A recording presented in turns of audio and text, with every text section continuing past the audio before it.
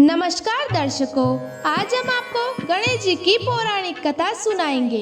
श्री गणेश चतुर्थी व्रत की पौराणिक कथा के अनुसार एक बार भगवान शिव और माता पार्वती नर्मदा नदी के किनारे बैठे थे। वहाँ माता पार्वती जी ने भगवान शिव से समय व्यतीत करने के लिए चौपड़ खेलने के लिए कहा। भगवान शिव चौपड़ खेलने के लिए तैयार हो गए, परंतु इस खेल में हार जीत का फैसला कौन करेगा, यह प्रश्न उनके समक्ष उठा।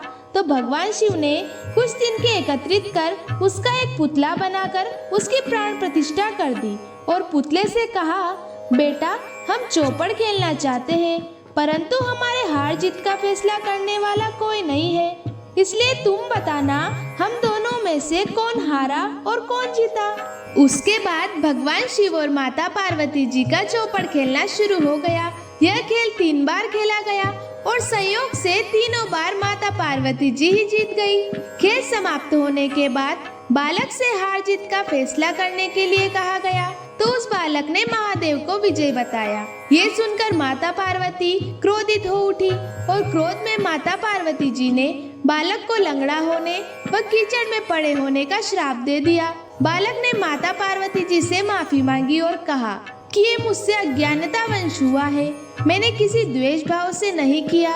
बालक द्वारा क्षमा मांगने पर माता पार्वती जी ने कहा, यहाँ गणेश पूजन के लिए नाग कन्याएं आएंगी, उनके कहे अनुसार तुम गणेश व्रत करो, ऐसा करने से तुम मुझे प्राप्त करोगे। इतना कहकर माता पार्वती जी भगवान शिव के साथ कैलाश पर्वत चली गई। 1 साल के बाद उस स्थान पर नाग कन्याएं आई। तब नाग कन्याओं से श्री गणेश व्रत की विधि मालूम करने पर उस बालक ने 21 दिन तक लगातार श्री गणेश जी का व्रत किया। उसकी श्रद्धा से गणेश जी बहुत प्रसन्न हुए। उन्होंने बालक को मनोवांछित फल मांगने के लिए कहा। उस पर उस बालक ने कहा, हे विनायक, मुझ में इतनी शक्ति दीजिए कि मैं अपने पैरों से चलकर अपने माता पिता के साथ कैलाश पर्वत पर पहुंच सकूं और ये देखकर प्रसन्न हो सकूं।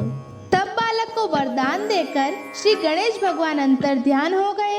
इसके बाद वह बालक कैलाश पर्वत पर पहुंच गया और कैलाश पर्वत पर पहुंचने की अपनी कथा भगवान शिव को सुनाई। चौपड़ वाले दिन से माता पार्वती जी शिव भगवान से विमुख हो गई थी, इसलिए देवी के रुष्ट होने पर भगवान शिव ने भी बालक के बताए अनुसार 21 दिनों तक श्री गणेश जी का व्रत किया। इस व्रत के प्रभाव से माता पार्वती जी के मन में भगवान शिव के प्रति जो नाराजगी थी वह समाप्त हो गई। तब ये व्रत विधि भगवान शिव ने माता पार्वती जी को बताई। ये सुनकर माता पार्वती जी के मन में भी अपने पुत्र कार्तिकेय से मिलने की इच्छा जागरूक हुई। तब माता पार्वती जी ने भी 21 दिनों तक श्री गणेश जी का व्रत किया और दुर्वा, फूल और लड्डुओं से श्री गणेश जी का पूजा अर्चन किया।